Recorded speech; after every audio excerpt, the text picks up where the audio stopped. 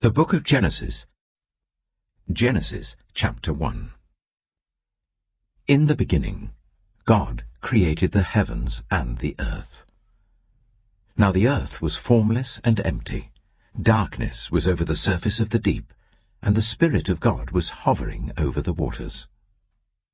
And God said, "Let there be light." And there was light. God saw that the light was good, and he separated the light from the darkness. God called the light day, and the darkness he called night. And there was evening, and there was morning, the first day. And God said, "Let there be a vault between the waters to separate water from water." So God made the vault and separated the water under the vault from the water above it, and it was so. God called the vault sky. And there was evening, and there was morning, the second day. And God said, "Let the water under the sky be gathered to one place, and let dry ground appear." And it was so. God called the dry ground land, and the gathered waters he called seas. And God saw that it was good. Then God said, "Let the land produce vegetation, seed-bearing plants, and trees on the land that bear fruit with seed in it, according to their various kinds." And it was so. The land produced vegetation, plants bearing seed according to their kinds, and trees bearing fruit with seed in it according to their kinds. And God saw that it was good. And there was evening, and there was morning, the third day. And God said, "Let there be lights in the vault of the sky, to separate the day from the night, and let them serve as signs to mark sacred times and days and years. And let them be lights in the vault of the sky to give light on the earth." And it was so. God made two great lights, the greater light to govern the day, and the lesser light to govern the night. He also made the stars.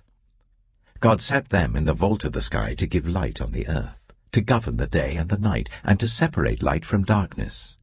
And God saw that it was good. And there was evening, and there was morning, the fourth day.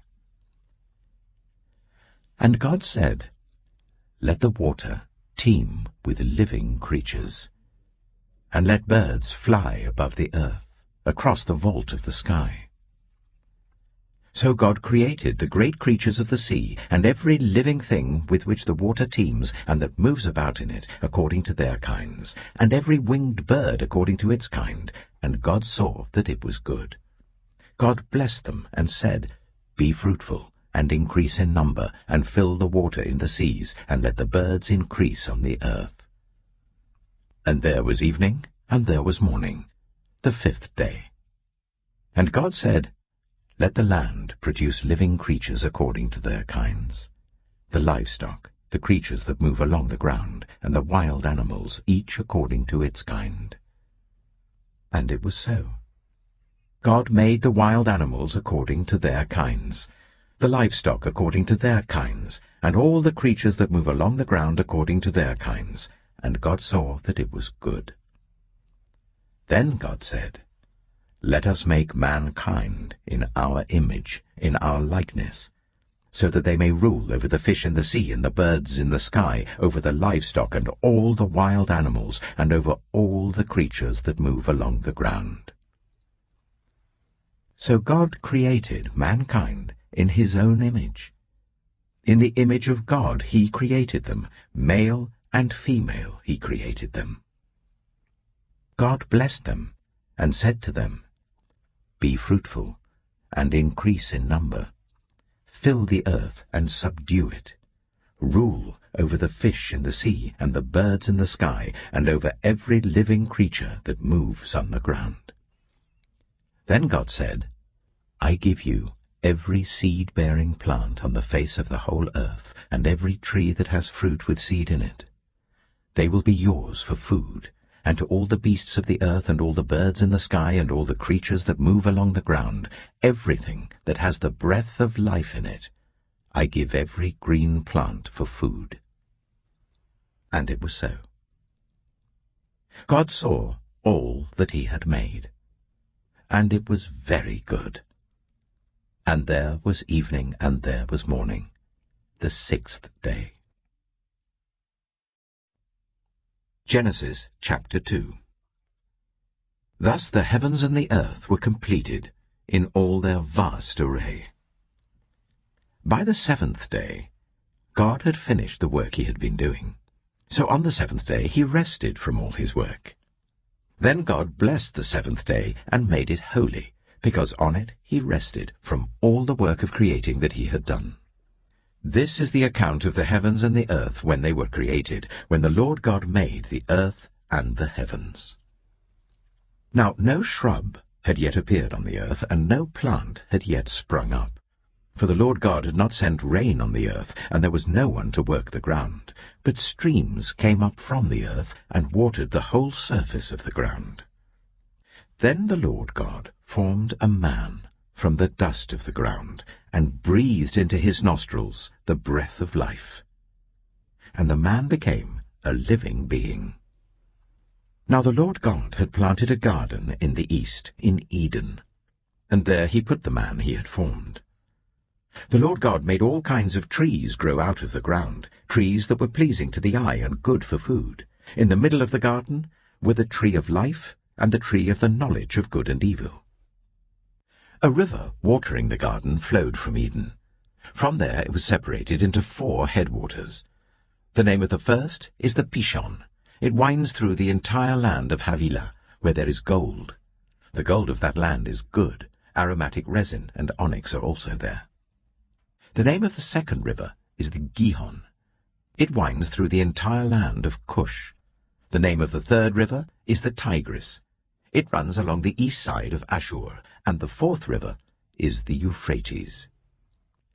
The Lord God took the man and put him in the Garden of Eden to work it and take care of it.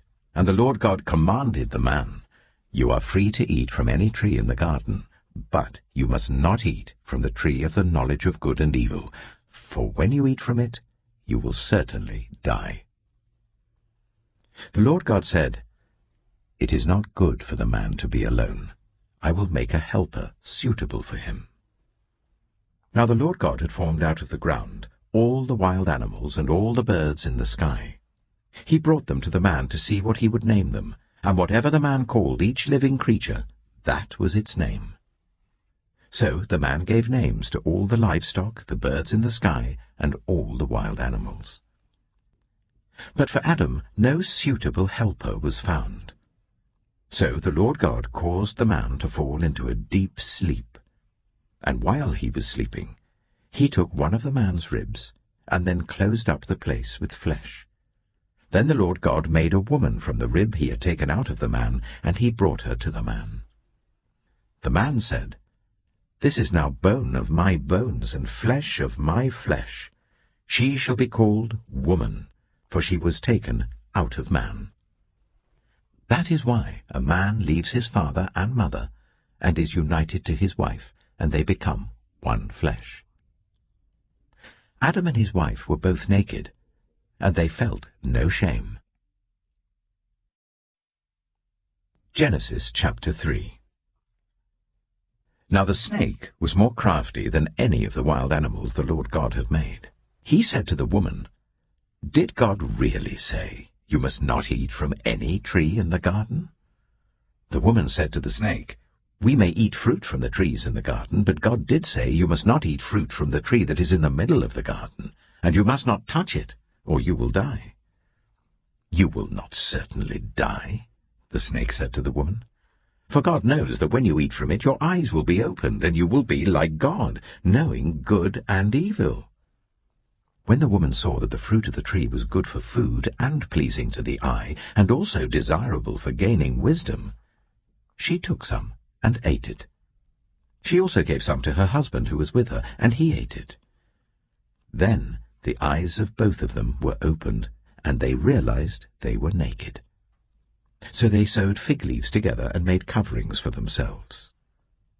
Then the man and his wife heard the sound of the Lord God as he was walking in the garden in the cool of the day. And they hid from the Lord God among the trees of the garden. But the Lord God called to the man, "Where are you?" He answered, "I heard you in the garden, and I was afraid because I was naked, so I hid." And he said, "Who told you that you were naked? Have you eaten from the tree that I commanded you not to eat from?" The man said, "The woman you put here with me, she gave me some fruit from the tree, and I ate it." Then the Lord God said to the woman, "What is this you have done?" The woman said, "The snake deceived me, and I ate." So the Lord God said to the snake, "Because you have done this, cursed are you above all livestock and all wild animals. You will crawl on your belly, and you will eat dust all the days of your life. And I will put enmity between you and the woman, and between your offspring and hers. He will crush your head, and you will strike his heel." To the woman he said, "I will make your pains in childbearing very severe. With painful labor you will give birth to children. Your desire will be for your husband, and he will rule over you." To Adam he said, "Because you listened to your wife, and ate fruit from the tree about which I commanded you, you must not eat from it. Cursed is the ground because of you.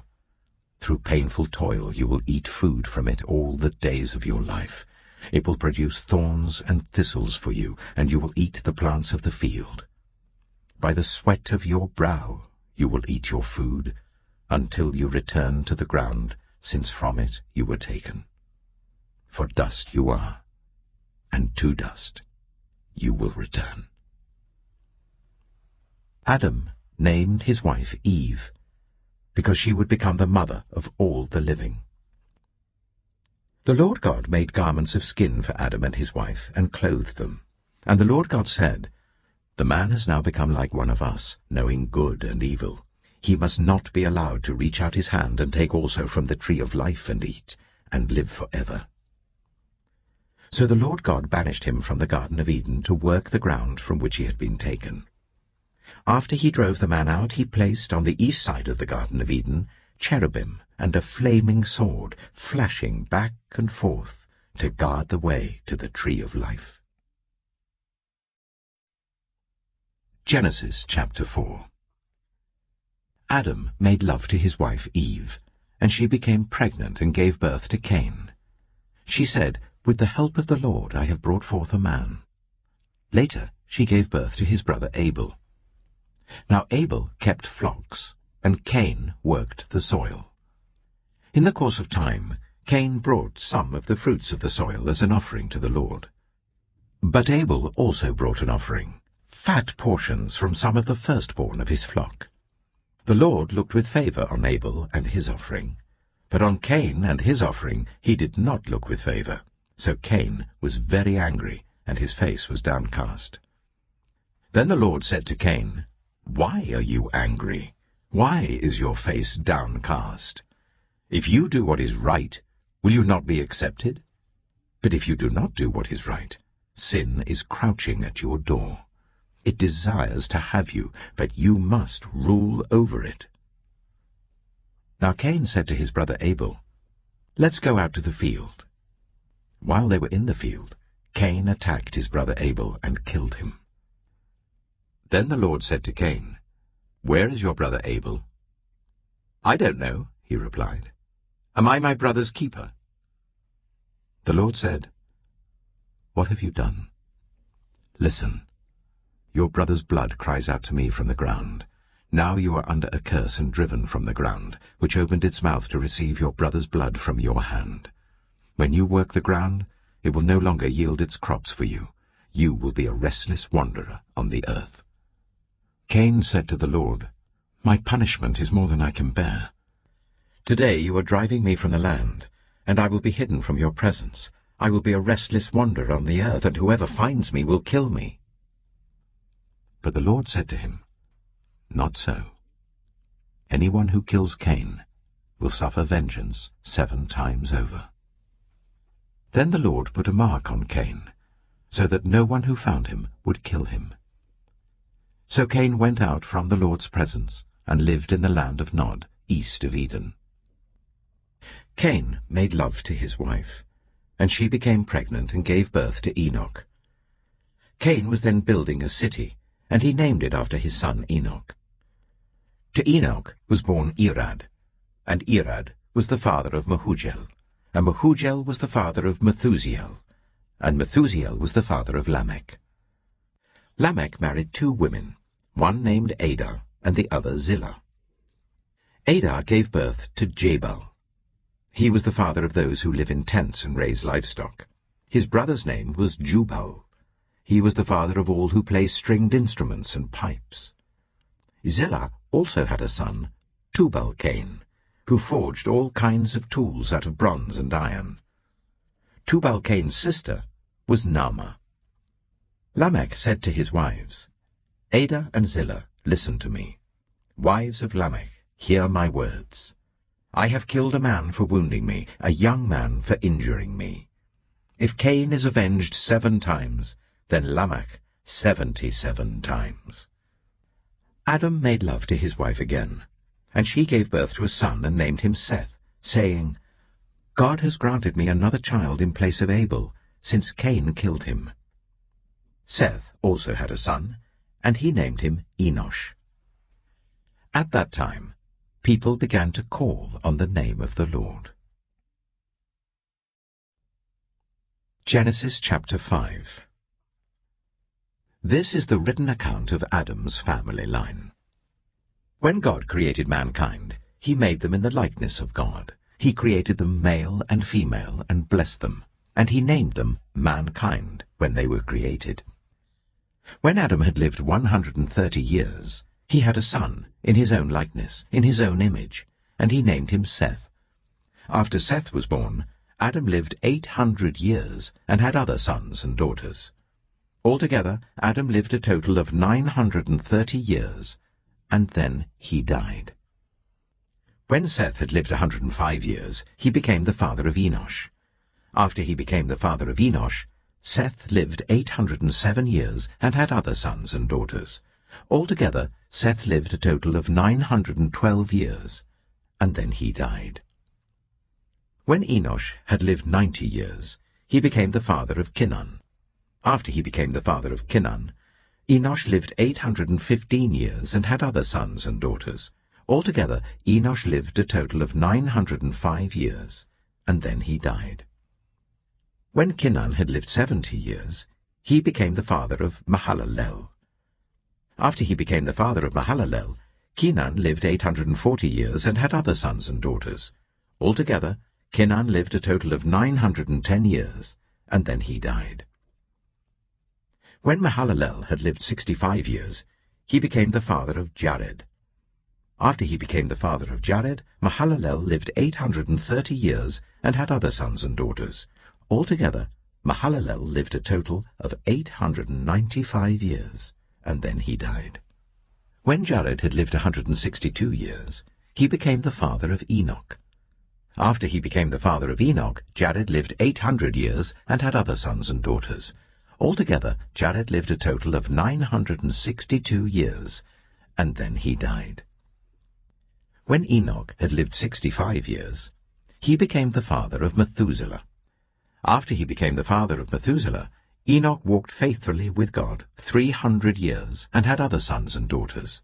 Altogether, Enoch lived a total of 365 years. Enoch walked faithfully with God. Then he was no more, because God took him away. When Methuselah had lived 187 years, he became the father of Lamech. After he became the father of Lamech, Methuselah lived 782 years and had other sons and daughters. Altogether, Methuselah lived a total of 969 years, and then he died. When Lamech had lived 182 years, he had a son. He named him Noah, and said, He will comfort us in the labor and painful toil of our hands, caused by the ground the Lord has cursed. After Noah was born, Lamech lived 595 years and had other sons and daughters. Altogether, Lamech lived a total of 777 years, and then he died. After Noah was 500 years old, he became the father of Shem, Ham, and Japheth. Genesis chapter 6. When human beings began to increase in number on the earth, and daughters were born to them, the sons of God saw that the daughters of humans were beautiful, and they married any of them they chose. Then the Lord said, "My spirit will not contend with humans forever, for they are mortal. Their days will be 120 years. The Nephilim were on the earth in those days, and also afterward, when the sons of God went to the daughters of humans and had children by them. They were the heroes of old, men of renown. The Lord saw how great the wickedness of the human race had become on the earth, and that every inclination of the thoughts of the human heart was only evil all the time. The Lord regretted that he had made human beings on the earth, and his heart was deeply troubled. So the Lord said, "I will wipe from the face of the earth the human race I have created, and with them the animals, the birds, and the creatures that move along the ground, for I regret that I have made them." But Noah found favor in the eyes of the Lord. This is the account of Noah and his family. Noah was a righteous man, blameless among the people of his time, and he walked faithfully with God. Noah had 3 sons, Shem, Ham, and Japheth. Now the earth was corrupt in God's sight, and was full of violence. God saw how corrupt the earth had become, for all the people on the earth had corrupted their ways. So God said to Noah, "I am going to put an end to all people, for the earth is filled with violence because of them. I am surely going to destroy both them and the earth. So make yourself an ark of cypress wood, make rooms in it, and coat it with pitch inside and out. This is how you are to build it. The ark is to be 300 cubits long, 50 cubits wide, and 30 cubits high. Make a roof for it, leaving below the roof an opening 1 cubit high all around. Put a door in the side of the ark, and make lower, middle, and upper decks. I am going to bring floodwaters on the earth to destroy all life under the heavens, every creature that has the breath of life in it.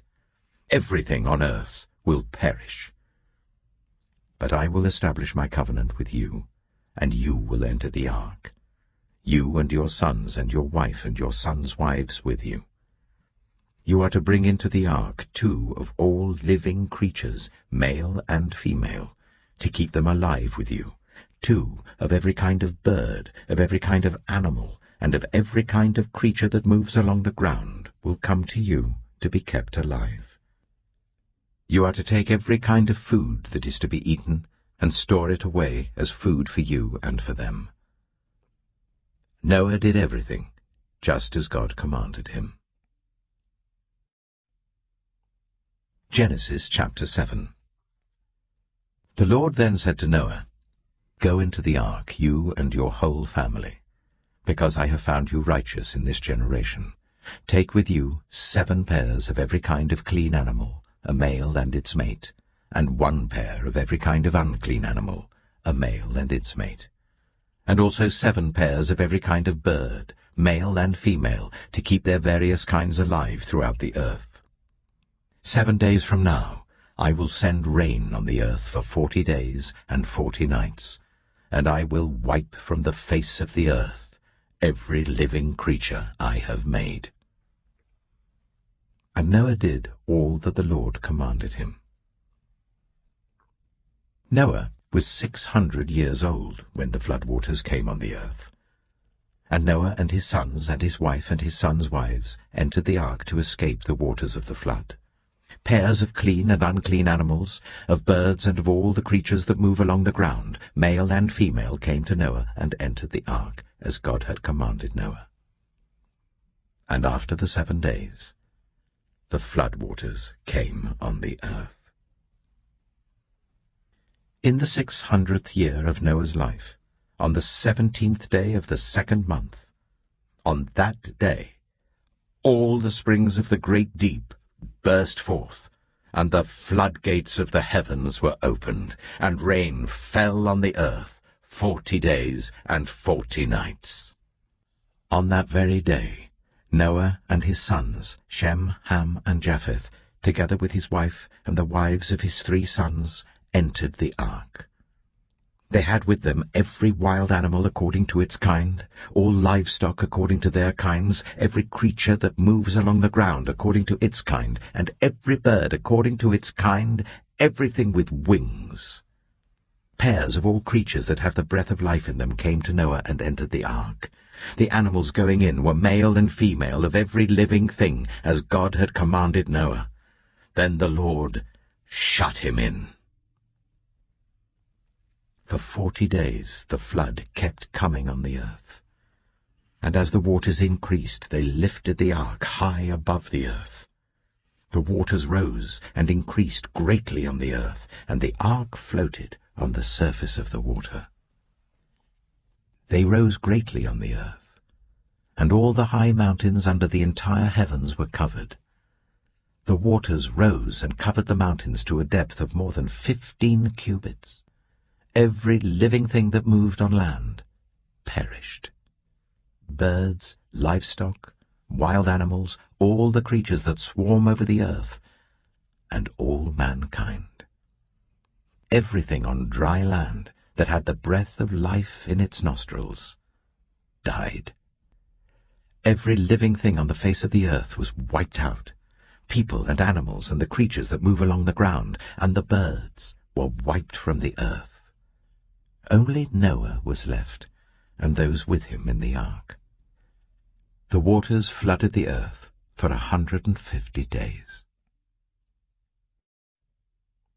Genesis chapter 8. But God remembered Noah and all the wild animals and the livestock that were with him in the ark. And he sent a wind over the earth, and the waters receded. Now the springs of the deep and the floodgates of the heavens had been closed, and the rain had stopped falling from the sky. The water receded steadily from the earth. At the end of the 150 days the water had gone down. And on the 17th day of the 7th month the ark came to rest on the mountains of Ararat.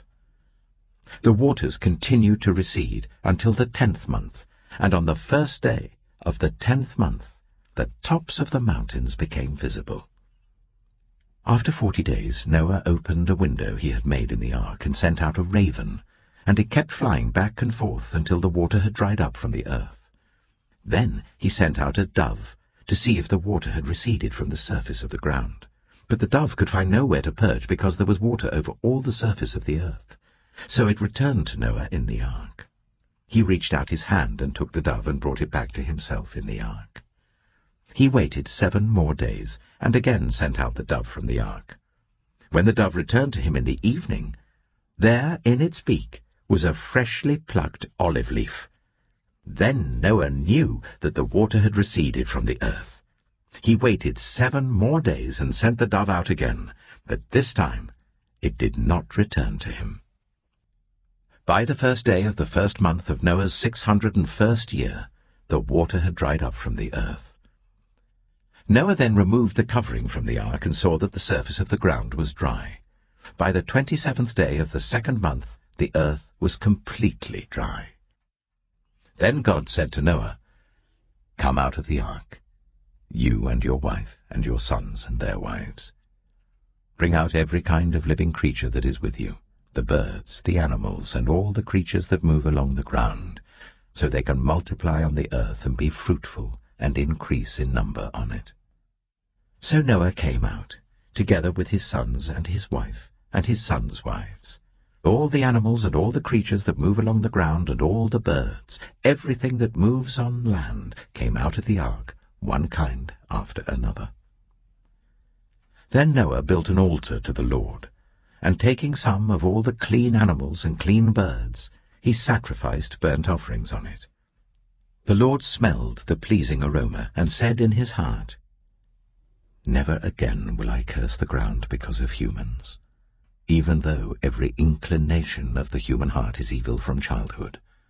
And never again will I destroy all living creatures as I have done. As long as the earth endures, seed time and harvest, cold and heat, summer and winter, day and night, will never cease.